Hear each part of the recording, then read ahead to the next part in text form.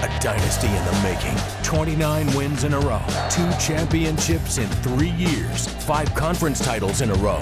But the Tigers want one more. Live 5 News, live from New Orleans. Big game in the Big Easy. Clemson's road to the championship starts now. Good evening, everybody, and welcome out to New Orleans for the big game in the Big Easy. Our look as Clemson looks for their 3rd national championship in the last 4 years, in the game coming up on Monday night when they'll take on LSU. Joining me here in New Orleans is our Abby O'Brien. We're going to hear from Abby in just a little while as she talks to some of the fans who have made the trip up from the upstate to see the Tigers try to make some history here coming up on Monday night. But let's start with our preview of the game. The reason we are all here in New Orleans is for a big one. Clemson and LSU facing off for a national championship on Monday night. And going into this one, Clemson has a 29-game win streak, and they're going, as I said, for that 3rd title in 4 years. But it's LSU that's the #1 team in the country this year, and they have pretty much home field advantage as well, playing just a little over an hour from their home in Baton Rouge. Dabo Swinney was asked about that at Media Day earlier this afternoon, and he says he knows his team is going to be the underdogs on Monday. I mean, this is definitely a road game. It just worked out that way, and I mean, it's just, you don't know these things in advance, but I think it's really cool for LSU. I mean, how cool is that for them to be able to just hop on a bus and ride up the road 40 minutes or so, and it'd be like us playing for the national championship in Greenville. As for LSU, they have had a monster season of their own, putting up all kinds of huge numbers throughout this year. They have completely rolled through their entire schedule this entire year, including their win in the semifinal at the Peach Bowl over Oklahoma. This will be Ed Orgeron's first time coaching for a national championship, and he and his team are enjoying being close to home. It's very special. It's very special for us to drive down the interstate yesterday with a great motorcade. I know our players were looking forward to that, and ever since we knew that the national championship was going to be in New Orleans, it was a goal of ours to win every game, to earn the right to get here. And now we're here, but we got to do something about it. As I said, Abby O'Brien joins me here in New Orleans. She was at Media Day this morning as well, got a chance to talk to several Clemson fans, many of them coming here from the Low Country. Abby? Yeah, Kevin, Media Day, obviously a great opportunity for reporters to ask players and coaches questions leading up to that big day, but also a really fun experience for fans. Check this out. Fans came out, made their way to Media Day through the rain, by the way, where they got to see their favorite players and coaches. They were able to sit in the stands and watch everything happening on the floor. Everyone got a headset that can be tuned to different channels so they could hear what the players and coaches were saying. And many of these fans came all the way from South Carolina, and specifically some very big fans from the Charleston area. Check out what happened when I asked this Low Country Tiger fan about why she loves the team. What do I love most about the Tigers? Yeah, they're fine young men. Everything. I love being a part of Clemson. There's nothing any better. Wait a minute. Jordan! Jordan! His girls! We love Jordan Williams. That's one of ours. And John Simpson, and Darian Rancher, and Tata. And I mean, it just goes on and on. And we love Trevor. I mean, we could just go on and on and on and on. I also spoke with a very special teenager who is battling leukemia. He came here on his Make-A-Wish trip. You'll hear more from him and his special connection to Clemson coming up a little bit later. Kevin? All right, thanks so much, Abby. And as we said, there are more than a few local ties to this Clemson team this season. We're going to get to most of them here tonight. Of course, the big one, as she mentioned, is John Simpson, the big guy from Fort Dorchester, looking to cap off an amazing career with Clemson in this game on Monday night. Simpson, an All-American guard, can win his 3rd national title in his 4-year career with the Tigers. Our Justin Beagle went to the upstate earlier this week and caught up with John Simpson. Across the country, thousands of Americans are deciding who to root for in Monday's national championship game, Clemson or LSU. Well, there's one man both fan bases can cheer for, and that's for Tigers offensive lineman John Simpson, a man of humble beginnings who's now an All-American and future NFL prospect. Number 74, John Simpson. Just taking it all in. That's what I've been trying to do for the last year, honestly, just taking everything in and realizing that this is my last time. John Simpson is a champion by nature. but the journey to the top was anything but easy for the Charleston native. I didn't think I could make it this far. Every day I wake up and I'm like, you know, I do it for those people back at home that aren't able to have this opportunity like I have. It makes me want to go harder every day. From the field at Fort Dorchester to the national spotlight, Simpson was a staple for the Tigers during this championship run. Yet he refuses to take all the credit. I don't really give myself that title. I think everybody here that I play with is really good. Just having like guys like that around me just makes me play better. Now down to the final game of his college career, Simpson reflects on his legacy and says he wants to be remembered for one simple thing. I just want everybody to know that I was like a cool guy to be around. I don't really care too much about the accolades and stuff like that. Well, I just want everybody to know that I'm a fun and loving person. Like I'm a human before I'm a player. Now Simpson can become the first offensive lineman drafted from Clemson since 2014 and potentially the first or second round offensive lineman since 1971.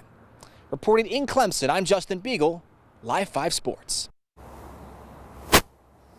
All right, thanks so much, Justin. Now, another one of those local guys hoping to make an impact later in his career is here as well. That's First Baptist running back Mikey Dukes. Dukes has put up some good numbers so far in his career in limited action. He's already rushed for 150 yards this season, as well as a couple of touchdowns. And Dukes, got a chance to talk to him earlier this afternoon as the First Baptist alum wrapping up that freshman year. He's hoping it's the start of a special career with the Tigers over the next few seasons. And he told me today what he's learned in his first year of playing college football. I would say learning all the defensive schemes. You know, coming from First Baptist, we didn't really learn that a lot. But, you know, just college, it's a way different environment up here. The game faster, you know. But I would say learning defensive schemes, you know, and choosing where to pick up my blocks at. It's been a really great year, you know, coming and learning, like I said, and just, you know, waiting my turn.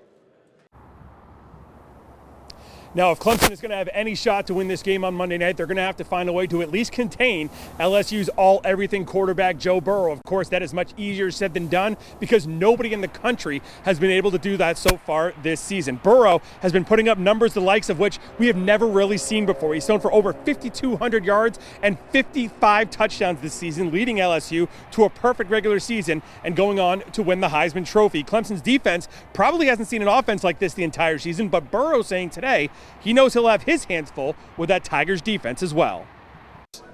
They do so many different things and play so many different coverages and blitz so much. You know, I think we're just going to have to go in understanding they like to do a lot of things and try to find zones that they vacate. Because when they disguise and bring it from another way, there's still zones out there. You just have to understand what they're doing and understand the coverage behind it. Now, coming up on the big game in the Big Easy, we take a look back at how Clemson got here as we look back at the Tigers' road to going for another championship. And that road has been littered with all kinds of great plays this entire season. Tonight, we take a look back at the top 5 plays of the Clemson Tigers year so far.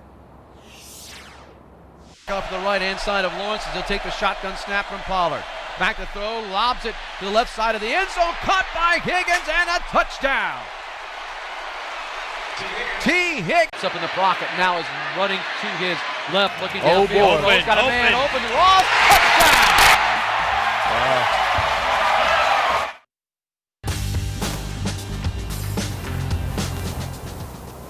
And welcome back to the big game in the Big Easy, our look at the 2020 National Championship game. Now, Dabo Swinney has always talked about how important it is to have a family atmosphere around the Clemson program, and the coach absolutely lives up to his word. He has not one, but 2 sons as a part of the Clemson team this year. Will and Drew playing on the team this season. His kids have always been around the program ever since he's been the head coach, but he said today how special it is to have his kids suiting up and being a part of this squad.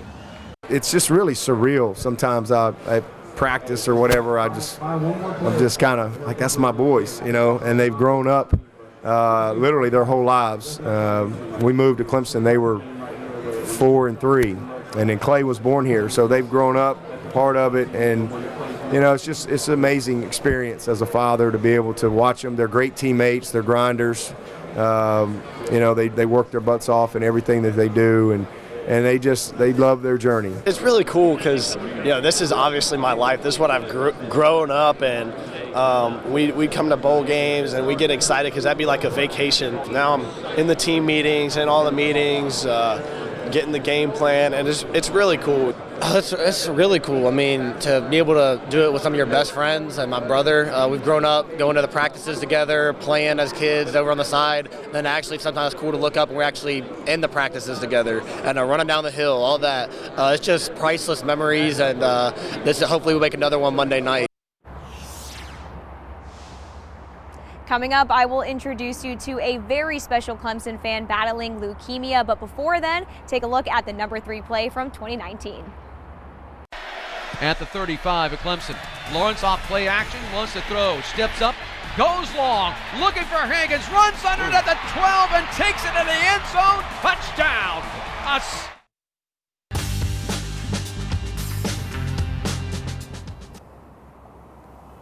And welcome back to the big game in the Big Easy. Now, Clemson has put together another amazing season. That's why they're back here playing for their 3rd national championship in the last 4 years. And outside of one game during the regular season, they have been as dominant as anyone in the country.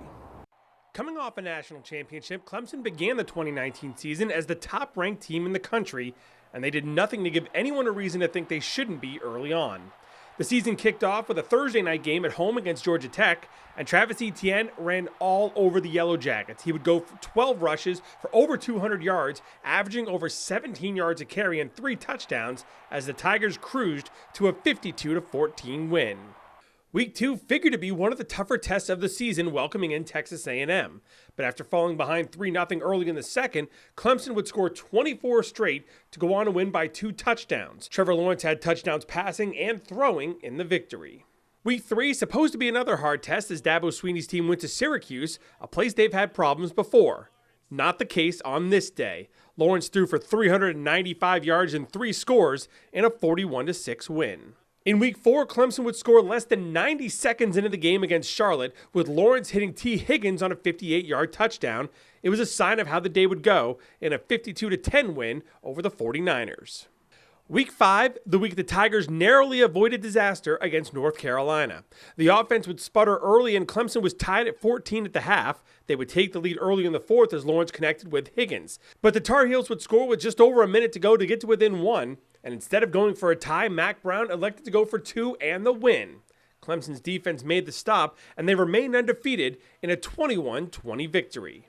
That game would drop them in the polls, but it seemed to be a wake-up call for the team, because from there, they would dominate every game left in the regular season. After a bye week, they returned to trounce Florida State 45-14. Lawrence would throw 3 touchdowns in the win. The following week, they'd go on the road and do the same thing to Louisville in a 45-10 victory. Etienne rushed for 192 yards and a score as Lawrence threw 3 more touchdowns.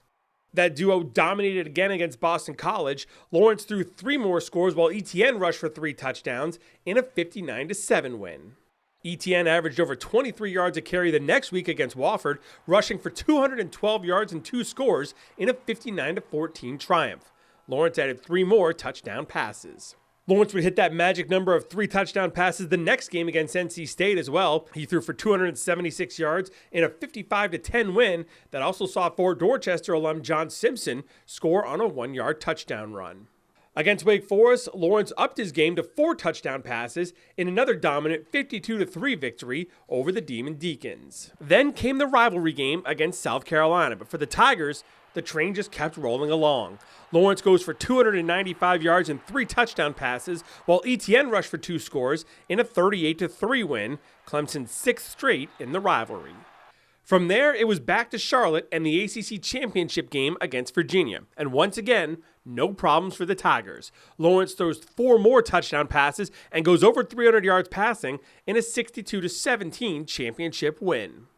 Finally, the national semifinal, a game that looked early on like Clemson would be overmatched by Ohio State.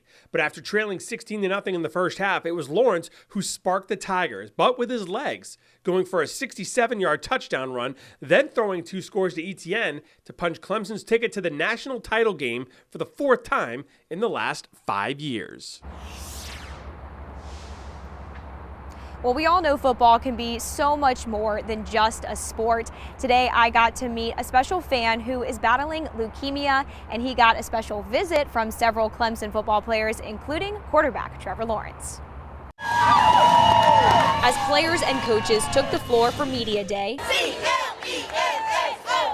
fans cheered from the stands. But 16-year-old Jaden Jackson and his family had the best seats in the house. Did you live down here? No, Wyoming. Jaden has leukemia and was able to bring his family to the big game as part of his Make-A-Wish trip. I've been going through treatment for a year and a half. But college football has always cheered him up. Our whole family just loves it because we watch it more than professional, because we just like good football. As his football filled with signatures, it was just missing one more. What's up, dude? How are you? Good, you? Where are you from? Then Clemson quarterback Trevor Lawrence came right over to talk with the family. Hi, Trevor. Thank you so much for coming over. They're from Wyoming, but they're cheering for Clemson because of Jaden's doctor. Dr. Thompson is his oncologist, and he went to school at Clemson, so that's what we're excited for. Jaden's mom said the trip has been a nice escape. It's just nice to get away from reality for a little while, all of the appointments and treatments and stuff, and just to see Jaden thrive and have a good time doing something that we all love as a family. After meeting so many players, now all that's left is the big game on Monday. Jaden hopes Clemson will win, but thinks it will probably be close. I think they're both are gonna do really good. Awesome story. Thank you so much, Abby. Now, there's two more players from the Low Country here with the Tigers this weekend, hoping to make some kind of an impact, whether it's on the field or getting Clemson ready. Sophomore cornerback Jack Hall from Wando and freshman kicker Jonathan Whites from Porter-Gaud. Both told me today being part of this team has been the experience of a lifetime, and they're looking forward to a shot at the national title on Monday. No, and I don't know if it ever does. It's just wild. It probably hit me when I'm, 40 or something. My parents were asking me that the other night, and I was like, I feel like it has, but I feel like it's just going to hit a new level on Monday night when I get into the stadium, and I can't wait for it. It's going to be so awesome. All that coming up on Monday night. Now, there's still much more to talk about, including what happened in the Upstate earlier this week. Justin Beagle got a chance to go up and talk with one of the key defensive players on the Clemson side of the ball. Justin, take it away. Second downfield, scans downfield, fires to the end zone. It's intercepted. Picked off by Nolan Turner. That was a really special moment. We've been proud, just for, such a big game, such just a cool moment. You've been excited for me, regardless of whether I made the play or not. I just said just go out there and have fun, just go out there and cut it loose and, just enjoy playing football. Just wearing 24, I represent him, wearing that number, and I think about that every time I put that jersey on. Lawrence, the back behind him into his right-hand side. That's Etienne, and delay handoff to Etienne, and Etienne up the left hash, bounces it outside, gets to the numbers at the 20, 25, 30, up the sideline it goes, 40, 45, 50. He's on his way. Nobody between him but green grass, and he goes 90 for a touchdown. Brings a man in motion, and we'll keep it, running it, keeping it, driving, and he won't get there. Stop shy, then he pitched it late, and is pushed out of bounds. They try to flip it back in bounds. Did Des Newsome, but he was knocked.